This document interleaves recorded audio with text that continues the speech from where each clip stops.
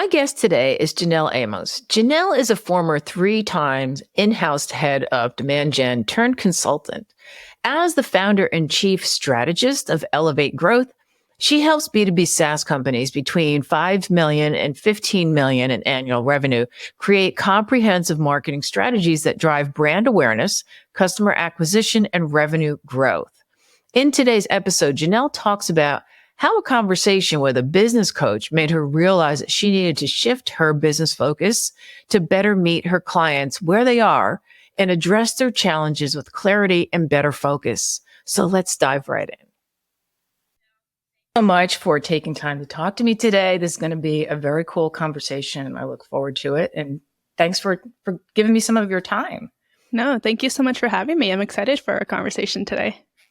Yeah. So you and I started talking the other day because both of us have kind of shifted the focus of our business. And I just think it's such a great topic because people think that once they commit to a niche or to a particular audience, that's it. And it's kind of set in stone. And it's almost like copy where it's like, no, you can change it. You can go in and you can shift around it. So I want to find out what happened, what made you kind of shift your business and kind of take us down that whole decision-making process, if you will. So can you talk a little bit about first what you were doing, what your specific target audience or who your specific target audience was, and then what happened that made you realize maybe you needed a change? Yeah, absolutely. So for the past year, I was heavily branded under demand generation. I had a podcast named Demand Gen Made Simple. I was demand gen consultant. I mean, you name it. Everything plastered with my brand was tied to demand gen. It's been my whole experience. It was my previous job titles when I was in-house. And so it just kind of made sense to just branch out into that niche and using those specialties.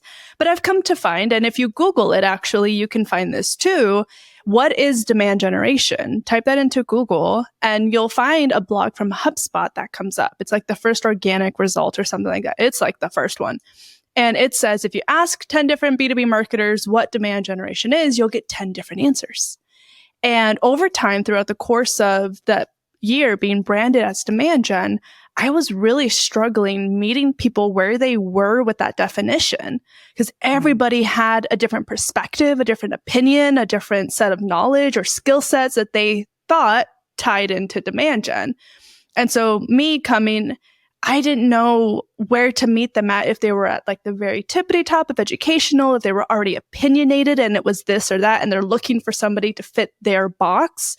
And so with the definition of demand gen just being so subjective, it was affecting my sales calls. It was affecting my sales deals and ultimately my pipeline for my business. Mm-hmm. Fast forward into, it was June of this year, 2023. And I had enrolled in a business course to help me systematize, productize, scale my business. It was something that I wanted to do. I needed help. I've never done a business before, and I admit that. So I'm working with a business coach currently today as we're recording this. And part of that process was to better understand my target audience, my unique selling proposition, my skill sets, and do a competitor analysis with what everybody else who I would consider as a competitor and what their brand and messaging is tailored to. And holy, like bad words, insert bad words here, like I did an analysis of 20 so-called competitors or people, that names get brought up often. And I even did some Google searches, random, demand gen agencies, yada, yada, to find others that maybe I just wasn't aware. I was doing the same research on LinkedIn. I was looking at consultants, agencies, other stuff. I did the whole 9 yards. So came back, literally everything was cookie cutter. Everyone was saying the same thing. Everyone, demand gen results, like brand awareness, conversion, demand capture, everything was literally cookie cutter. And that was when it opened my eyes. And I was like, I am losing deals because nobody understands why they should choose me. And this is a great lesson if you're a consultant, if you're an in-house marketer, in whatever industry you're at. It's important to know who you're talking to, the problem that you solve, and why they should choose you over anybody else. And at the end of the day, marketing, it is, it's a commodity. Everybody is selling marketing services. And what I decided to do was to use that to my advantage. and to say, listen, everybody's marketing strategies. Like clearly, like you go on LinkedIn, everybody's talking about the same thing. You go to Google, everybody's talking about the same thing. And I use that in my own messaging. So I say, everybody's marketing strategies. Why should you trust me? And then I added my own unique experiences and my skill sets and what I bring to the table. And you can go look at all that if you want on my LinkedIn profile. But that's kind of just the play on words of acknowledging of, listen, you could go with anybody and I'm sure they could do great results. But at the same time, like, here's why I'm a little bit different, and offering that as just a way to kind of disrupt the scroll, you know, a way to disrupt the pattern. And so that's what we ended with. So the big announcement that I did a few weeks ago was that I eliminated demand gen entirely from my messaging. And I'm now moving forward with the messaging of just marketing strategies that work without the agency BS. Well, you know what's funny is that I talk a lot on LinkedIn about value propositions. And the reason I do that is because that's exactly what you're talking about. The value prop is what sets you apart from everyone else. And whenever I'm working with a company and I can tell that they don't really know how to differentiate themselves, I know that's going to be their downfall. And so especially in a business like demand gen, where first, like you said, it's sort of vague. I mean, you've been on here before, and the first question I asked you is, what the heck is demand gen? Because it seemed like this abstract, it's like trying to describe the color blue. I don't know. It's just you'll know when you see it. And so it's like, I think it's just great that you saw that, because now you can set yourself apart. And even with that, I mean, have you had people come to you though and say, I thought you were demand gen, so what's going on? Like, has anyone asked you about it? Not yet. Knock on wood, I guess. I don't know. The thing is it's not that I'm not doing demand gen. It's I'm not messaging demand gen. And so the difference is demand gen can still generate quality leads. Demand gen can still increase pipeline velocity. Demand gen can still help you acquire net new customer logos.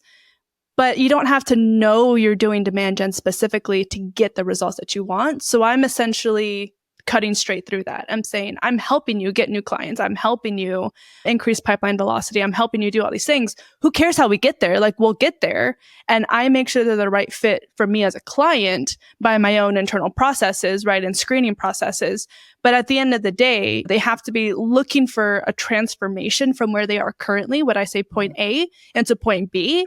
And my demand gen experience and transitioning companies in a go-to-market strategy specifically for marketing helps them close that gap. I have a new screening process that I can then do that. I still technically do demand gen strategies that help increase brand awareness, drive lead conversion, yada, yada, the whole 10 yards. But I just eliminated demand gen from that and saying, listen, I can get you the results. That's what everybody's here to do. Let's cut the fluff. Let's make sure that we're a good fit for it together. And then that's how I've been approaching it. It's also fairly fresh too. I think it's only been 3 weeks now since I've officially launched it. So So I think what the other thing that stands out to me is that you just really clarified your messaging. So, you know, we talk a lot about, like with copy, I talk about how research has shown that when you write at a 5th grade level, which people are like, oh, I'm not going to insult my audience, but 5th grade level, you don't know you're reading a 5th grade level piece of content when you're reading it. It's not written like a Dr. Seuss book. It's clear, but it's not overcomplicated, and it's easy to understand, and people get through it faster. And so when you say, okay, we're going to skip over, you know, we're not going to talk about demand gen. I can get you results and I can help you make money. And that's what people will hear, you know, so it makes so much sense, because otherwise they're stuck on that demand gen trying to interpret themselves what they've heard about it, what they think it is, what you're going to tell them it is, and they're going to try to blend it together and figure out what exactly you do. Where instead you're like, all right, let's just skip over that and let's just get to the results, right? So you said, so you're working with this coach, and you can mention his name. I mean, it's fine. But was there something in particular that made you make this particular change? Like, were you looking to make a change, or it just was through this whole process of taking apart what you were doing that you realized you needed the change? It was going through the process and realizing when I did the competitor analysis, and I was like, wow, literally cookie cutter. Everybody's saying the same thing. I had done onesie twosies of, you know, my direct competitors and was trying to figure out how I can stand out my messaging from that specifically, but really going through in 2025, LinkedIn, Google, in addition to the ones that I was already aware of, like, I'm like, this is crazy. And it was at that point where I was like, I'm blending right in. And that was that eye opener for me. And so it was just the process of the course. I did not go into the course thinking that I was not going to come out and still in demand gen, if you will, with the messaging. So yeah. Yeah. And as you and I talked about, I've done something similar with my own business, which I didn't realize because I work one-on-one with a coach as well, a copywriting coach. And I just literally said to him, I'm just kind of miserable. I don't know what is happening. I just didn't have the motivation, which for me, I'm a lifelong entrepreneur. I have never lacked motivation, but I just found for the first time that I wasn't looking forward to anything and I didn't know what was wrong. And so I got in a call with him and he just walked me through, asked me a lot of questions.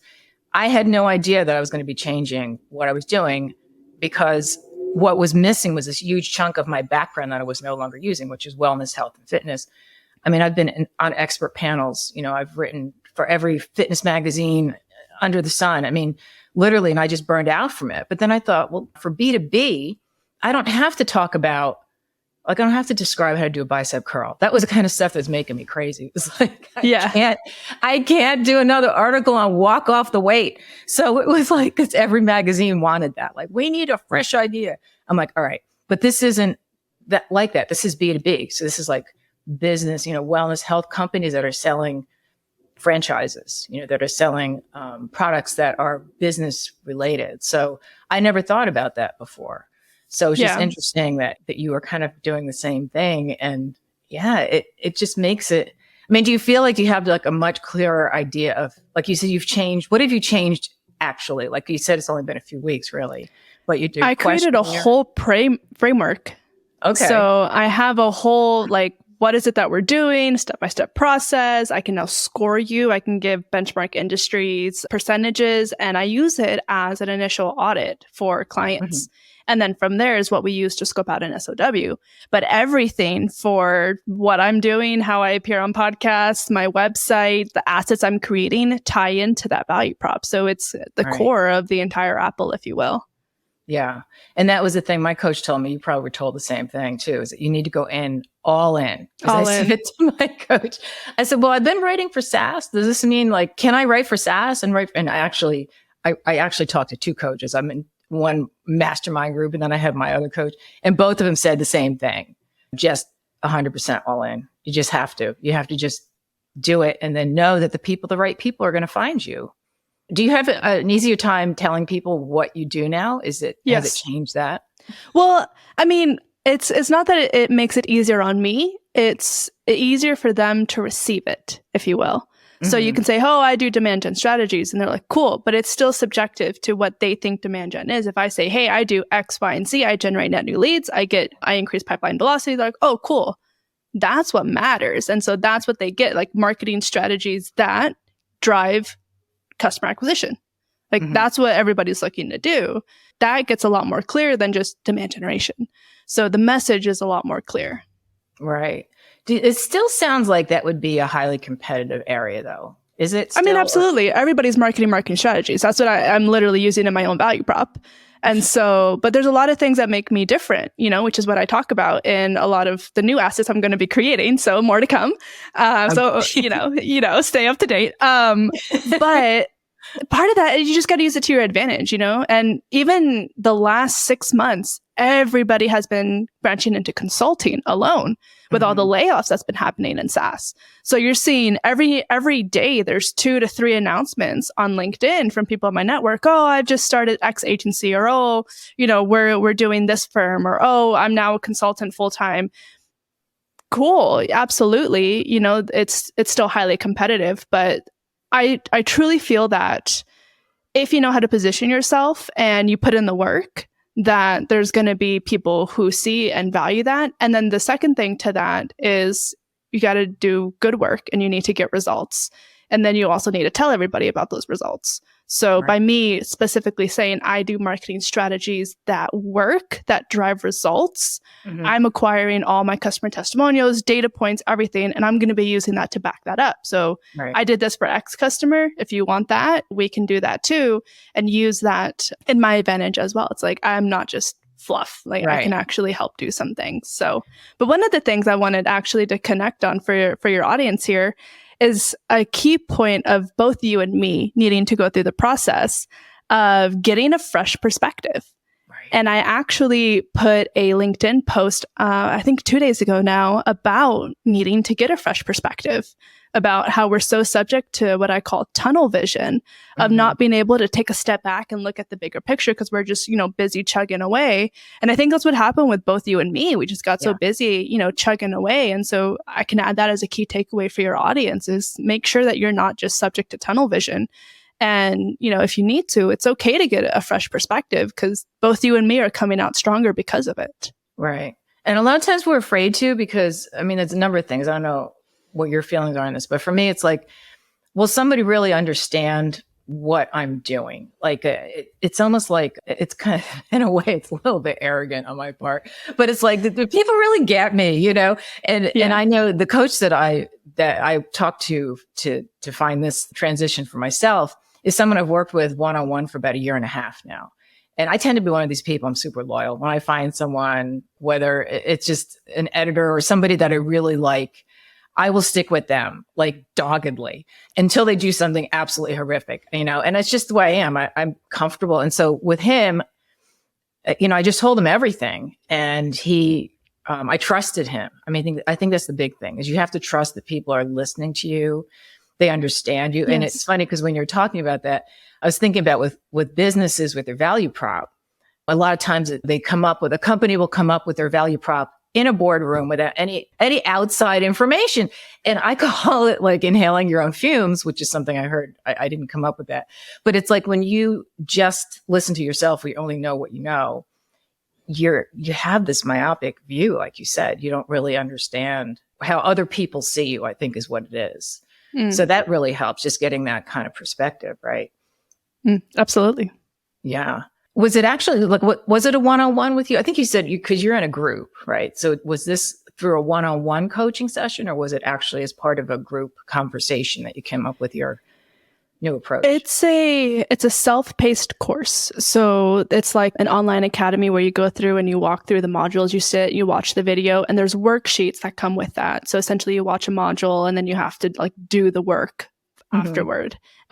So through that process, but I do get one-on-ones with the coach specifically. And then there's also group coaching calls where I can listen to challenges of others and maybe even, if I can jump in and help or, if others can jump in and help me, it's kind of more of a community standpoint, but it mainly came from just like doing the course and like doing the work and the worksheets. Yeah. Well, most people take those courses or they buy them and they never take them. I had a membership when I was I had a fitness membership for about 5 years. And I literally had a one-on-one time. And it was like a small program. It was a $47 program. And she called me, or she didn't call me. She emailed me and said, I don't know how you got my name, but I didn't pay for this. Why am I being charged this? I had to literally go in and show her that she entered. It's not like I hacked into her computer. She completely forgot that she even bought the product. Oh, God. It's so, then she said, oh, okay.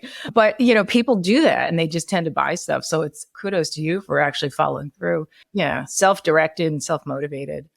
Yeah, absolutely. But this is also a little bit different where it's a high ticket course. It's not just, oopsies, I added a credit card. Like you need to have significant thought behind it. And you're being coached by an actual coach. And his name is Ray J. Green. If anybody wants to look him up, he helps solopreneurs and entrepreneurs work and scale their businesses. It's not a secret, but it's still having one-on-ones with him. It's still having his encouragement, and you submit your worksheets into a community forum, and that's how he reviews them and stuff. And so, yes, it's self-paced. Yes, you need to have due diligence, but then also like it's more exclusive than just oopsies. It's $20, $40, $60, $100. Right. It's a little bit like you should probably do the work if you pay for the course. Right. It's a little painful. Yeah. But even with that, I've seen, I've joined so many groups and courses over the course of my years just being an entrepreneur. And some are good, some are not good. I've wasted money. I've, paid for courses that either I didn't do. Well, I can't say I didn't do them because I've done every one that I'm always like, you're probably like this too, the last one standing. Like if there's a group and there's 60 people that starts and it's a 6-week group, by the end of it, there's like 4 of us. Yeah. People. But that's the thing, that'll set you apart, just being able to hang in there when everybody else is like bored or they, the honeymoon period is over and they're like, okay, I was excited, but no, I'm not, kind of thing. Yeah. So, but for me specifically, it's my whole business. It's my whole world. I need it, like that's my drive and urgency. So that's the way I like to put my mind to it, at least. So what's next for you? Like, so what are your plans now for your business that have changed? It's changing the way that I have customers onboarded. So initially it was just, hey, we have a couple calls, like, yes, I can help you and we'll sign it up. And then I'll get underneath the hood and I'm like, whoa, like this is a little bit different than what we both thought about. And so now we're doing a lot more of the diagnosis up front. And so that structure is going to help me be more successful, again, to get those client testimonials and data points and to really make sure that we're powering through a transformation. And the goal is to land longer term contracts with that, because after I get a look underneath the hood, then I can say, here's all the things that we need to do and tie that transformation with it. More so than just saying, oh, we're just going to have a weekly call every single week and like, like, what are we here for? It's just another call of the calendar. But this is actually like, we're chugging through. We know from the very beginning what we're going to be getting through.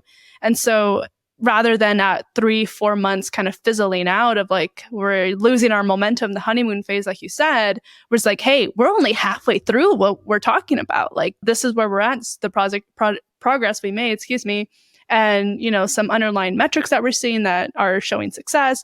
That's the goal, is to have a better structure for my clients so that they can have a better engagement with me. And then from that is going to be some of the pieces of assets just from marketing collaterals. Now that I have a stronger messaging, I can kind of do that more at blast, if you will. Like I stopped TikTok. I was just doing LinkedIn. I got so exhausted just from like trying to keep up with it and like always thinking about what I needed to be doing. And I've really come down and like, okay, I'm a marketer, guys. Like, what's the marketing plan to this? Right. And forcing myself to come back and say, we need a distribution plan. And so, a couple new assets coming soon.